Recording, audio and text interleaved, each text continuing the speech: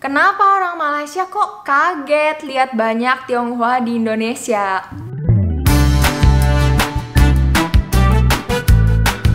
Halo semua, welcome back to my channel. Aku Seligo dan di video kali ini aku pengen ngenalin ke kalian series baru aku, guys. Jadi mulai dari video ini aku akan mencoba menjawabin pertanyaan-pertanyaan kalian yang akan aku kumpulin di playlist baru aku namanya Tanya Sally. Intinya simple aja, aku kepengen coba untuk ngejawabin pertanyaan-pertanyaan kalian yang mana suka ada beberapa orang yang nanya di kolom komentar tentang ini, tentang itu, dan yang mana banyak pertanyaan yang aku pasti kelewat dan gak bisa dibalas satu persatu.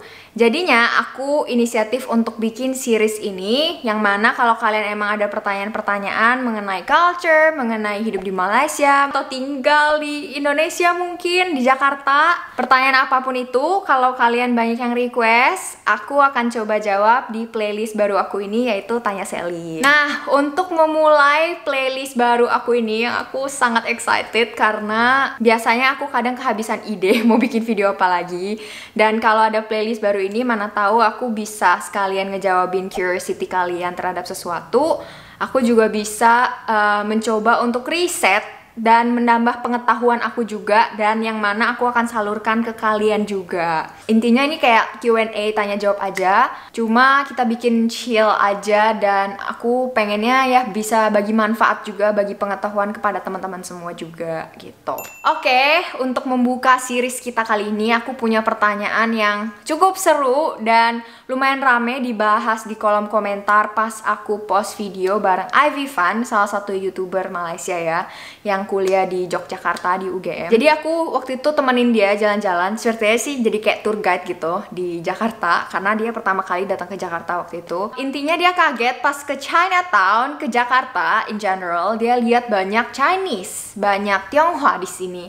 Dan dia kaget. Nah, pertanyaan yang banyak ditanya, kenapa orang Malaysia kok kaget lihat banyak Tionghoa di Indonesia? Sally bukan bermaksud rasis ya, tapi ini pertama kali saya lihat begitu banyak orang Tionghoa di Indonesia. Karena kan saya di Jogja ya, jadi apa ya, saya kaget sih kok kayak Malaysia bukan Malaysia gitu. Ya maaf ya saya. Oke, pertama-tama kita harus tahu backgroundnya Ivy dulu. Jadi dia itu orang Malaysia dan lahirnya di Penang, yang mana Penang itu banyak banget majority adalah orang Chinese, guys. Oh my god, aku kangen Penang Char Kway Teow. Jadi dari muda mungkin Ivy udah lebih terekspos dan lebih sering ngeliat muka orang Chinese. Nah, tapi pas dia pindah datang ke Indonesia untuk melanjutkan studinya di UGM, otomatis dia pindahnya ke Jogja. Yang mana Jogja itu bukan daerah yang banyak dimukimi oleh orang Tionghoa. Bener gak sih, guys? Bener kan? Banyaknya orang Tionghoa di Indonesia itu tinggalnya di daerah seperti Jakarta, Medan, Surabaya, Pontianak. Terus di daerah Sumatera, Batam juga, Bangka juga. Jadi di Jogja itu dia nggak ngeliat banyak muka orang Chinese. Makanya dia mikir bahwa, oh, Chinese di Indonesia itu nggak banyak. Tapi pas aku riset, ternyata orang Cina terbanyak atau Tionghoa terbanyak di luar Cina, di luar Tiongkok adalah di Indonesia, guys. Nah, tapi kalian bisa tebak nggak? Udah ketebak sih sebenarnya. Apa yang ngebedain tinggal di Malaysia dan tinggal di Indonesia kalau ngelihat orangnya secara keseluruhan? Pastinya banyaknya populasi dong, guys. Populasinya aja udah jauh banget berbeda. Yang mana di Indonesia itu populasinya 267 juta orang kurang lebih. Itu di tahun 2020.